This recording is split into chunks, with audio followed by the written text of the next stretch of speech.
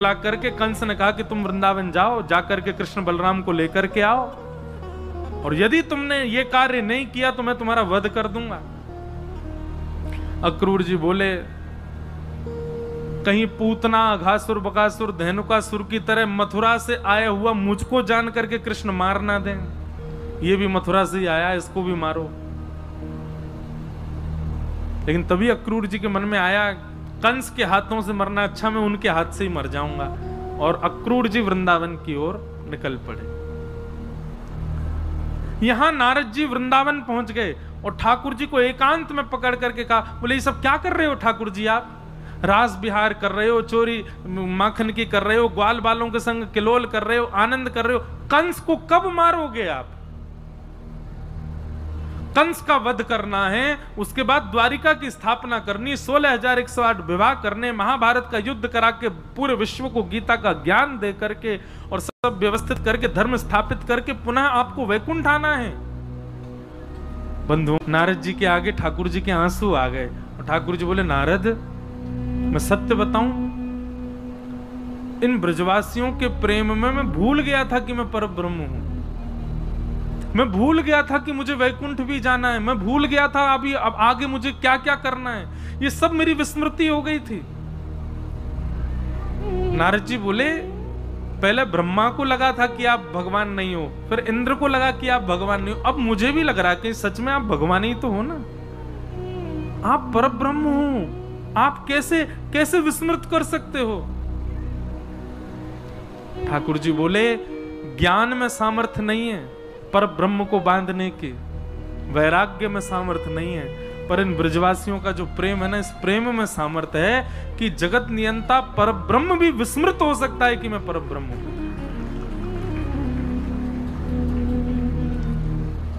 वो प्रेम क्या, जिस प्रेम से आप सामने वाले की उपाधियों को उसके चित्त में नष्ट ना कर दो। सामने वाला तब भी ये जानता है कि वो कौन है और आप उसको कहते हो कि ये प्रेम है। नहीं, प्रेम में तो सामने वाला भूल जाता है कि मैं कौन हूं। वो केवल आपके प्रेम में ही रंगा रहेगा। और ब्रजवासियों ने वो करके दिखाया ठाकुर जी के साथ। भगवान नारद जी बोले, मुझे कुछ नहीं पता भगवान, ये भाव आदि सब छोड़िए, परसों कंस को मारिए। भगवान बोले, और तुम कंस से तो कुछ और बोल के आए हो, कंस से बोल के आए हो परसों हमको। बोले, वो तो बात बनानी पड़ती है, आप तो जान ही रहे थे तो मैंने ही व्यवस्था की है। अक्रूर जी आ रहे हैं, चुपचाप उनके साथ मथुरा जाइए और जाकर के कंस का वध कीजिए और वहां जाकर के फिर सब व्यवस्थित कीजिए। भगवान को उस दिन के बाद नींद नहीं आई। यशोदा मैया को देखते हैं, नंद बाबा को देखते हैं, ब्रजवासियों को देखते हैं तो मन में सोचते हैं मैं कैसे जाऊं इनसे दूर। और तभी अक्रूर जी महाराज वृंदावन पधारे। भागवत में वर्णन है कि अक्रूर जी सुबह सुबह ब्रह्म मुहूर्त में निकले थे मथुरा से और वृंदावन को अक्रूर जी वृंदावन पहुंचे और वृंदावन जाकर के उन्होंने समाचार दिया कि मथुराधिपति कंस ने आपके दोनों पुत्रों को पुरस्कृत करने के लिए बुलाया है। अब ये बात सुनकर के नंद बाबा आदि कुछ बड़े बुजुर्ग तो प्रसन्न हुए, हमारे लाला को पुरस्कार मिलेगा। लेकिन ब्रज के समस्त प्रेमी ब्रजवासी और यशोदा मैया को जैसे ये बात पता चली कि लाला मथुरा जा रहे हो कंस के पास, ये सुन करके सब दुखी हो गए, रुदन करने लगे।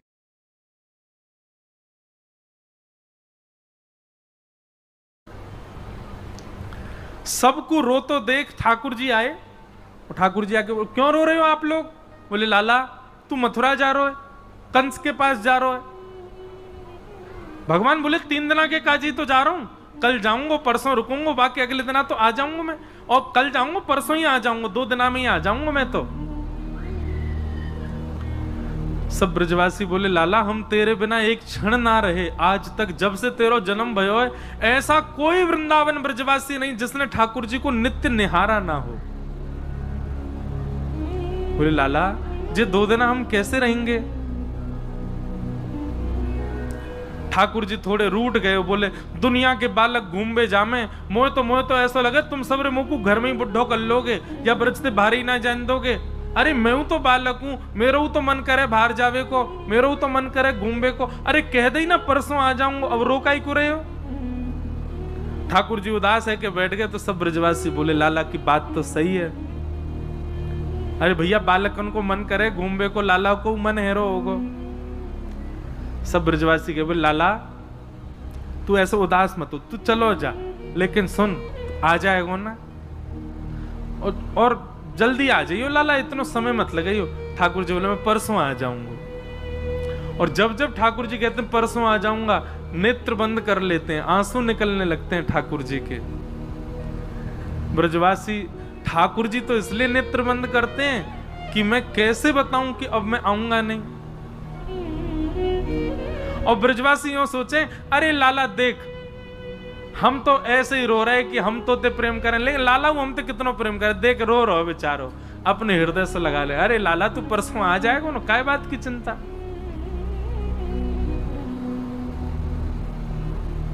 रात में यशोदा मैया के भुजा को तकिया बना करके ठाकुर जी यशोदा मैया के हृदय से लिपट करके सो रहे हैं। आंसू आ रहे हैं, बार बार यशोदा मैया के तन की सुगंधी को भीतर लेते हैं। बोले मैया मैं कैसे बताऊं कि अब मैं कल चलो जाऊंगा फिर कभी नहीं आऊंगा।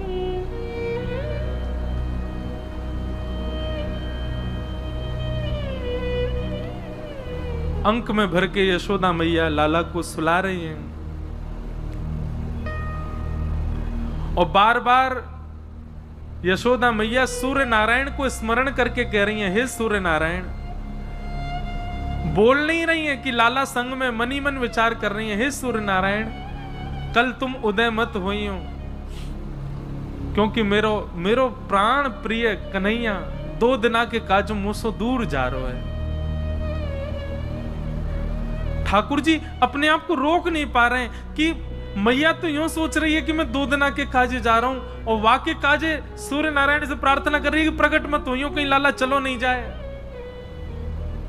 मैं कैसे जाऊं व्रत छोड़ करके।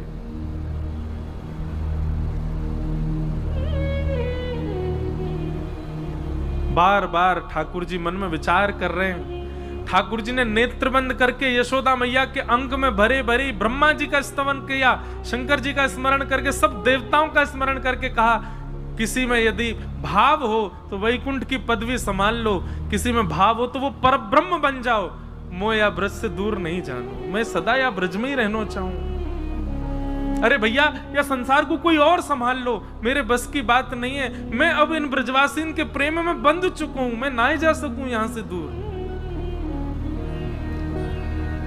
33 कोटि देवता स्मरण करने लगे, स्तवन पर ब्रह्म नारायण हैं, शंख चक्र गदा पद्म चतुर्भुज स्वरूप है आपका, आप कैसे इन ब्रजवासियों में इतने आसक्त हो सकते हैं।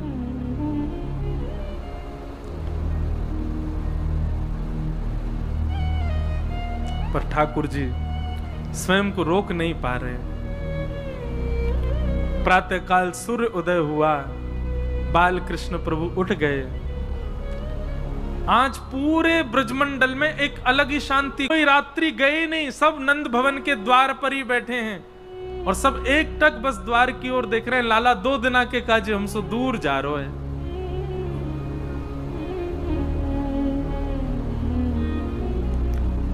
ठाकुर जी नहा धो के तैयार भये। आज अलग की एक अलग प्रकार की सुस्ती है ठाकुर जी के मुख। नंद भवन से बाहर निकल के आए, जहां तक दृष्टि जा रही है सब ब्रजवासी खड़े हैं और सब ब्रजवासी हाथ जोड़ करके कह रहे हैं लाला तू परसों आ जाएगा ना। ठाकुर जी कह रहे हैं हाँ मैं परसों आ जाऊंगा। देखने वाली गोपियां वो 2 दिन बिना कृष्ण के कैसे रहेंगी। भगवान के सखा मधुमंगल श्री दामा तन सुखा मन सुखा। मधुमंगल आके बोले लाला तू जा तो 2 दिना को रहो, लेकिन तने एक बार भी विचार नहीं कियो ये श्री दामा ये सुबह उठते या को नियम है 11 वर्ष थे हम रोज सवेरे उठ करके आंख बंद करके पहले नंद भवन आमे, सबसे पहले 13 मुखमंडल देखें, वाके बाद जलपान करें लाला, तो देखे बगैर हमारे जल हलकते नीचे ना उतरे। और तू 2 दिना के काजे हमें छोड़ के जा रहा हो, हम कैसे जीवित रहेंगे। ठाकुर जी स्तब्ध हो रहे हैं, मौन हो रहे हैं, कहां समझाएं, अब शब्द नहीं है ठाकुर जी के पास। भगवान किशोरी जी के पास गए, चरणों में प्रणाम किया। राधे राधे, ये स्तुति ठाकुर जी ने ही गाई है, आज भी बरसाने में गाते हैं सब। राधे राधे करुणामयी कृष्ण प्यारी,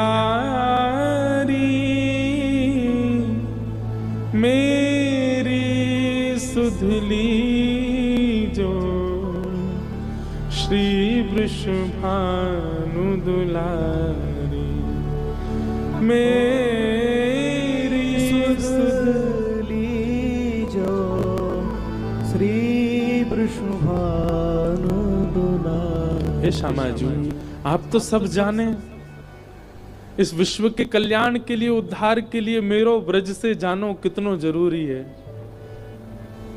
आप तो सब जाने श्यामा जी, मुझको आज्ञा दो।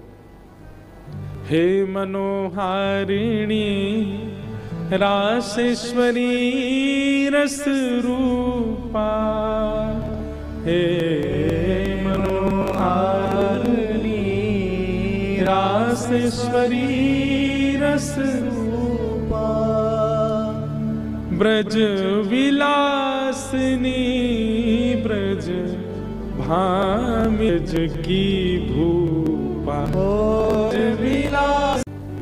ठाकुर जी बिना नेत्र मिलाए चर्चा कर रहे हैं। किशोरी जी या को उत्तर में कहा, आप ही बता के जाओ। ठाकुर जी बोले क्यों? बोले प्रेमी यदि जा रहे हो है, दूसरों प्रेमी वाकु रोके नहीं तो फिर प्रेम काय बात को। प्रेमी जा रहा है तो प्रेमी तो वाकु रोकेगो, लेकिन आप शुभ कार्य के लिए जा रहे हो, मानव कल्याण के लिए जा रहे हो, और शुभ कार्य में यदि कोई जा रहा हो तो उसको टोकना नहीं चाहिए। आप जा रहे हैं विश्व के कल्याण के लिए, मैं आपको रोकूं कैसे, मैं टोकूं कैसे? और मेरो प्रेमी जा रहा है और मैं रोकूं नहीं तो प्रेम कैसा? मुझे कहा करना चाहिए श्याम सुंदर, आप बता के जाओ। आपको आज्ञा दे दूं तो फिर मैं प्रेमी कैसी, जो अपने प्रेमी को दूर जावे की आज्ञा दे रही हूं?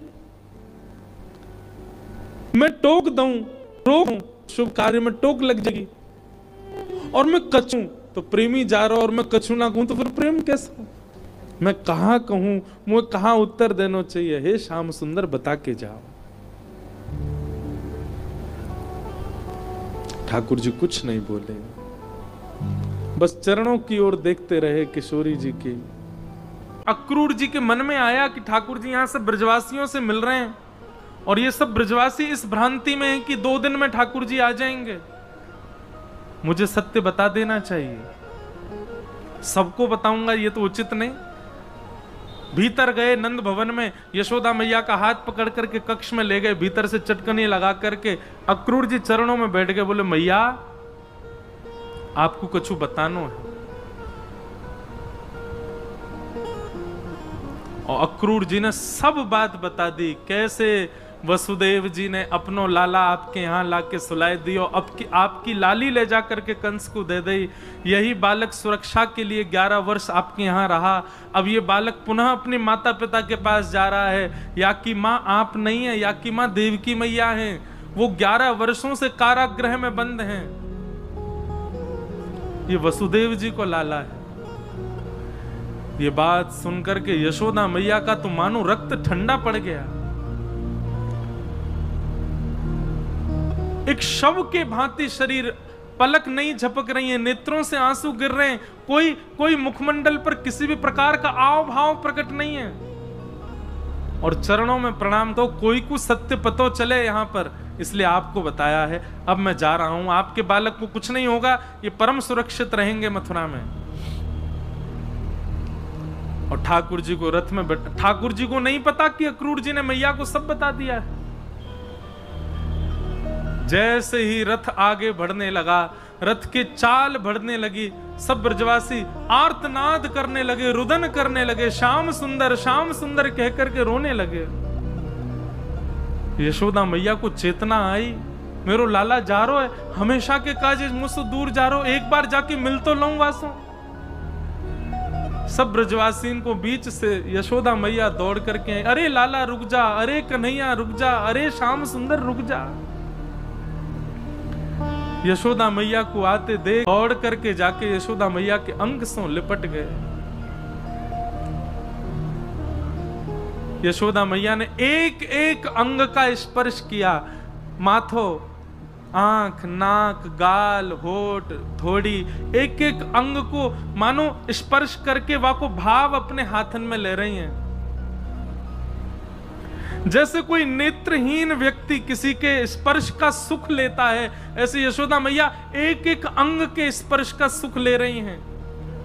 और अंत में ठाकुर जी के चरण छूते छूते मानो जैसे दंडवत कर रही हूं। ठाकुर जी लेट गए नीचे, बोले मैया जी कहा कर रही है तू? यशोदा मैया रुदन करते हुए बोली, लाला तेरी स्मृति अपने हाथन में ले रही हूं, क्योंकि अब या के बाद तो तू मुझको छुवे को कभी मिलेगो नहीं। मुझको सब पता चल गया, तू मेरो लाला नहीं है, तू तो देवकी को लाला है। मुझको अक्रूर ने आके सब बताई दियो। लाला ठाकुर जी को जैसे ये बात पता चली स्तब्ध हो गए, नाथ की मैया को क्यों बताया किसी ने? यशोदा मैया बोली, लाला मैं तो को रोकूंगी नहीं, लेकिन तो सो 2 वचन चाहूं। कहा, बोले पहला वचन कि तू कभी मेरी शिकायत मत करियो देवकी सो, कि माखन खावे के पीछे मुंह को बांध दियो, मटकी फोड़वे के पीछे मेरे पीछे छड़ी लेके यशोदा भागी, ये सब बात कभी देवकी को मत बताइयो। और दूसरा वचन, तू जीवन भर देवकी की सेवा करियो, वाकी नेत्रन से कभी दूर मत जाइयो, क्योंकि मैं तो सह लूंगी लेकिन देवकी ना सह पाएगी तू दूर गयो तो। दूसरा वचन ये चाहिए, लाला तू जीवन भर देवकी के संग रहियो, पर काउ दिना यदि तो को खबर मिले कि वृंदावन में यशोदा मैया अब मरणासन अवस्था में है, मृत्यु को प्राप्त होने वाली है, बस वास समय मेरे पास आ जाइयो लाला, मैं प्रतीक्षा करूंगी, अपने प्राणन को रोक के रखूंगी। जब तू सामने आ जाएगा तू को देख लूंगी, तेरे हाथन को स्पर्श कर लूंगी, तब प्राण निकालूंगी। बस मेरे अंतिम समय में मेरे सामने आ जाइयो लाला। ठाकुर जी बहुत रोए। मैया को हृदय से लगा लिया, बोले मैया मैं जीवन भर तेरो ही सुत कहाऊंगो ना। लाला तू बचपन में खूब कहतो कि मैया तू नाराज है जावे, मैं तो नंद बाबा को लाला हूं, तेरो ना हूं, वास में भी मुंह को व्याकुलता है जाए, पर आज अक्रूर ने आके बताई कि तू देवकी को लाला है। मैं पतो ना क्यों जीवित हूं अभी तक लाला, ये निश्चित ही मेरे अंदर मातृभाव की कमी होगी, नहीं तो मेरे प्राण निकल जाने चाहिए। जा लाला सदा प्रसन्न रहियो, खूब राज करियो, तेरो ब्याह होएगो, खूब बढ़िया बहू आवेगी, बस या मैया को कभी भूलियो मत, अंतिम समय में मेरे पास आ जाइयो, और इन ब्रजवासियों को मैं देख लूंगी, इन सबन की चिंता मत कर, तू आगे जा अपनी मैया और अपने पिताजी के संग आगे को खूब सुंदर जीवन जियो, मेरो खूब आशीर्वाद। और ऐसा कह के यशोदा मैया वहीं मूर्छित हो गए।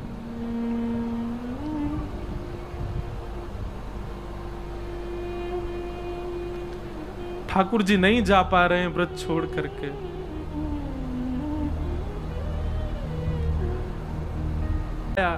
ठाकुर जी रथ में बैठ गए और मथुरा को प्रस्थान करने लगे।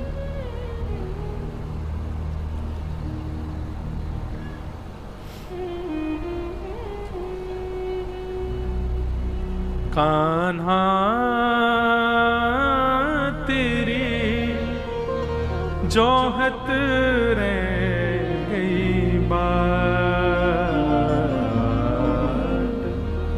जोहत रह गई बात।